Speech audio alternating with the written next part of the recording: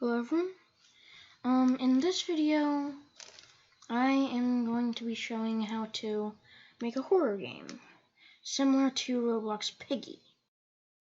Now, I've been getting better at modeling and some other stuff like that, so I'll show you a bunch on how to make this style of game.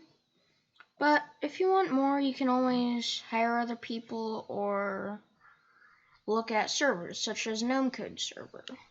He's also made a tutorial, and it might be, it has some different things, but it doesn't cover all of the scripts he has in his game, which is uncopylocked.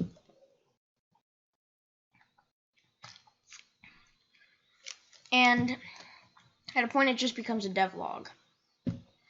So how about we try to make a horror game similar to Piggy, which is what Teddy is based off of.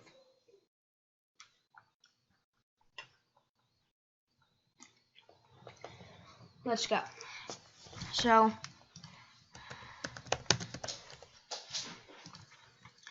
I'm just gonna get a Piggy character kit because I'm not really a modeler. What the fuck is this?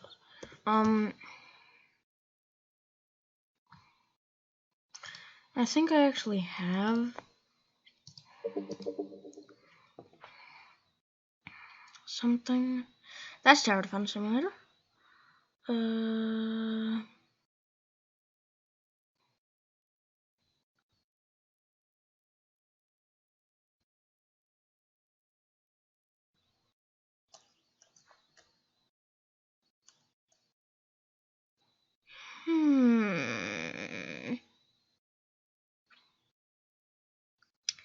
Well, I don't think I have it. So let's just close the toolbox and let's make our own character.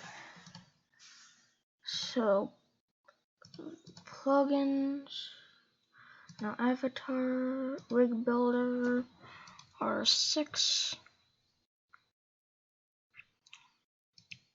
block avatar. Now we have this, an R6 rig. So how are we going to make this a horror character? This will be our enemy for now.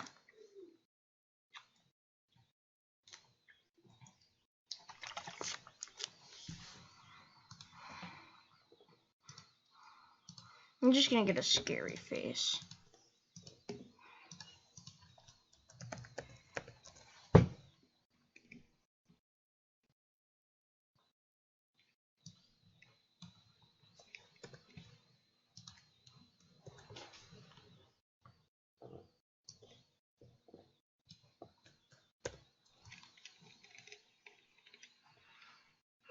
Well, let's not make it too scary, I think.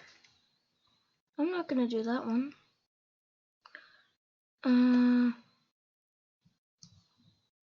Nope.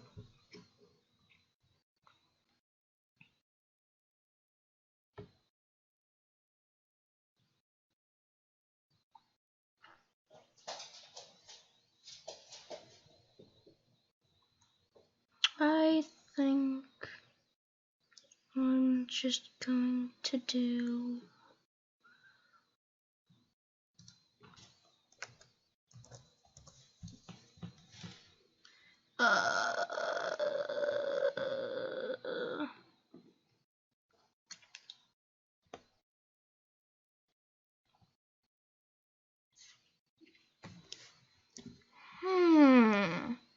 just gonna start with this for now.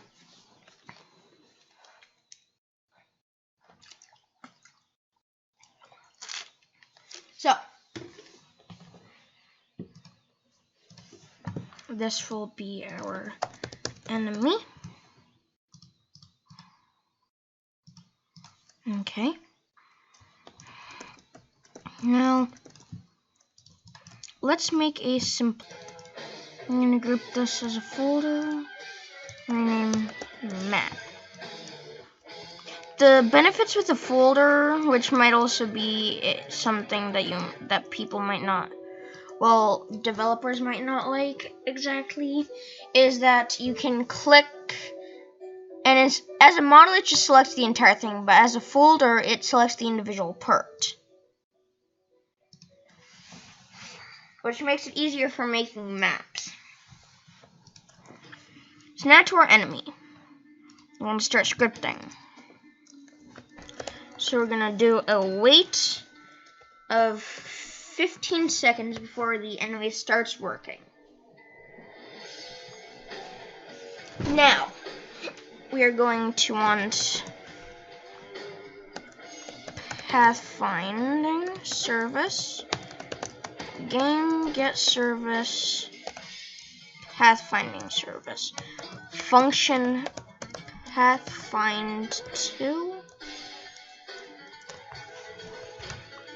Then we're gonna get the destination.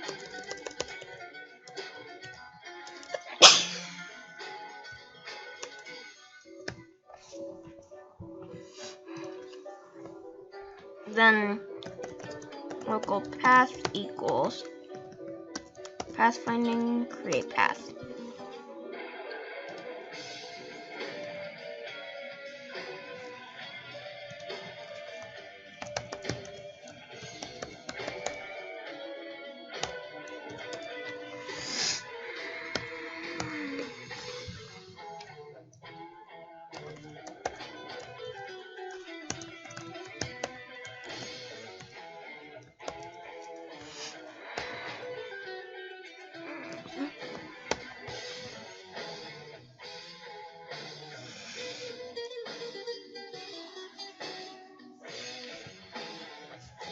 And then we don't want our pathfinding to be able to jump, unless you do.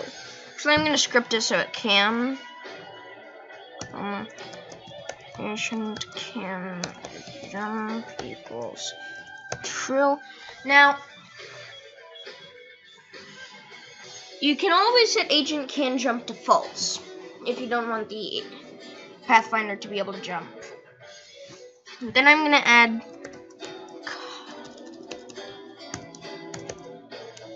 costs, which is a new table. And then I'm going to do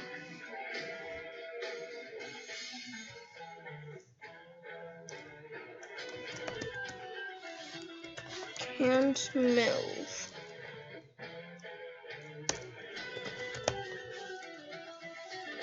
Path compute async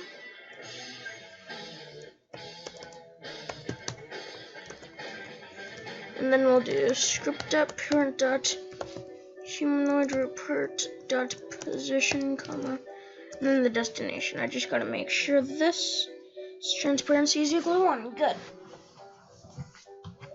Now, for I, comma, v, and I pairs, path get waypoints, do if v action equals and path waypoint action dot jump, then script apparent dot humanoid dot jump equals true. Script apparent dot humanoid move to v dot position. Script apparent dot humanoid dot move to finished. Wait. Okay. Now we have a function that will pathfind to the destination. Okay. Now we can do one thing. If we want a jump scare, which I'm actually going to make in the next video, we're going to have to edit the script and add some parts and things. The next video I'm planning to have as animations and jump scares. So it'll be short. This is just going to get the basic pathfinding movement and damaging. So script.parent.humanoid.touchedConnect function hit. If so, local player equals game.players get player from character hit.parent. If player and not player find first child is Piggy, or actually is enemy, then player dot character dot humanoid dot health equals 0.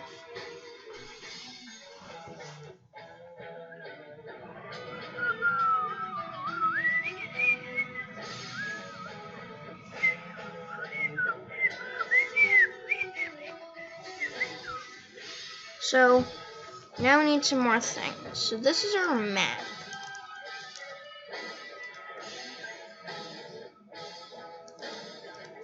I'm gonna group that as folder and rename map again.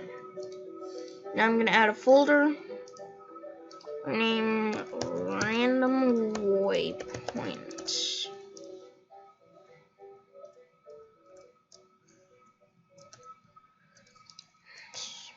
So now we make a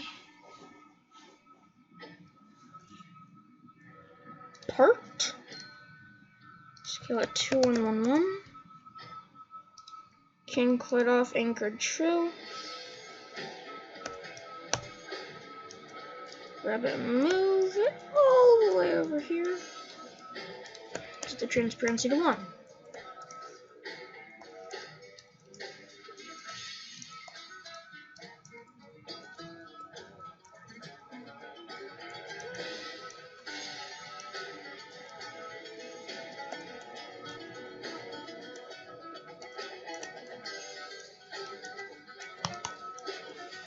Okay, so I'm going to rename the script to main. And now we're going to do while true do. Or actually, we're going to do while script.parent. This is while there is the enemy. Or while the script actually exists.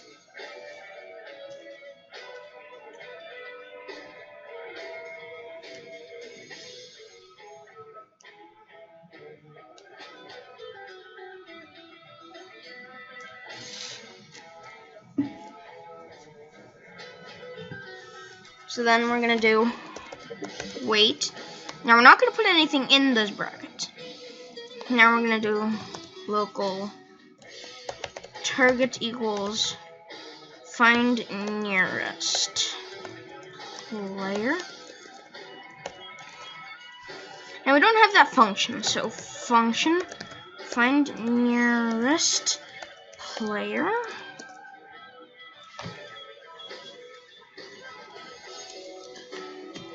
Local target equals no.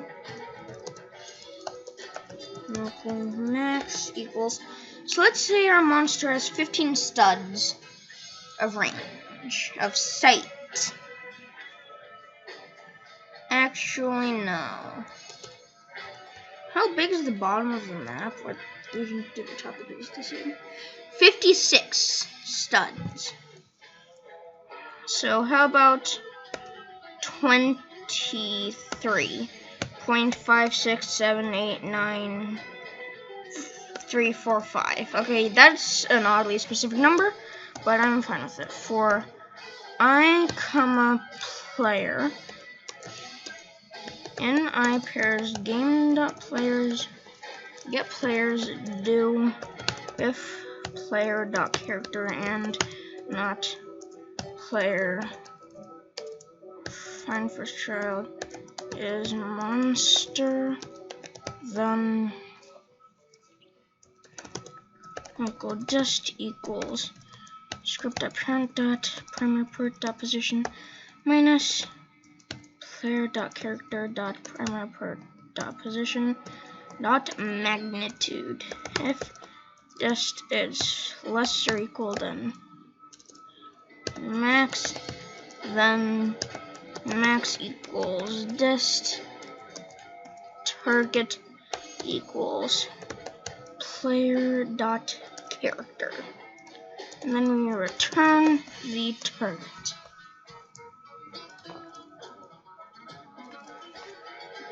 Now,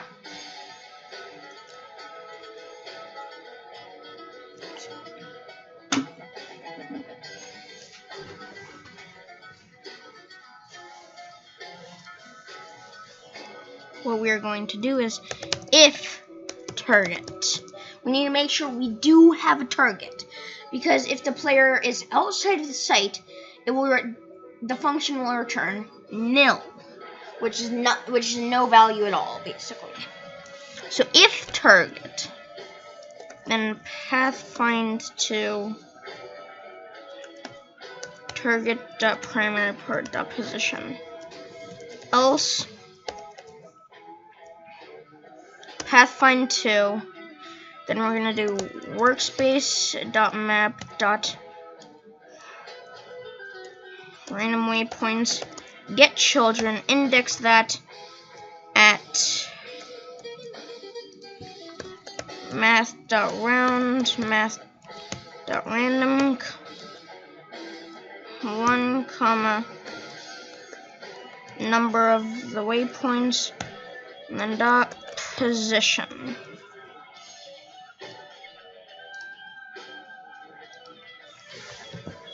Now our enemy should work.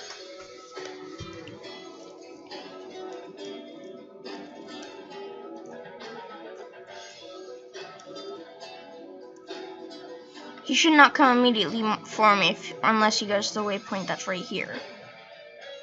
Unable to cast to dictionary, pathfind 2. It's mainline 4. What's that?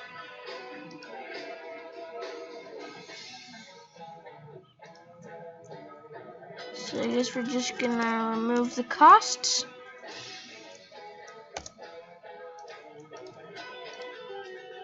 I'm not gonna save the file. Save to Roblox though. Saved. Okay.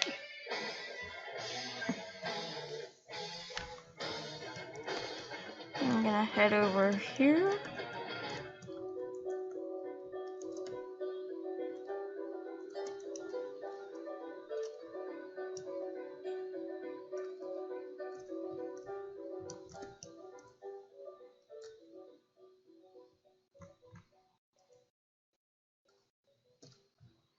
Oh, the human report's anchored, isn't it? Oh, no, it's not. No, nope.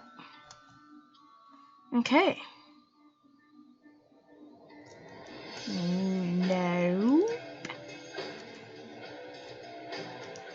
No, thank you.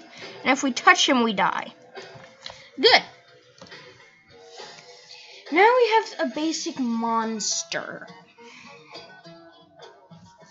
Now, I'm gonna do function health while script.parent do wait 5 script.parent.humanoid.health plus equals 25. That's gonna be for something we add later. Anyway, now we have a basic enemy. So we'll be doing more later. See y'all in the next episode. I'm gonna publish this now.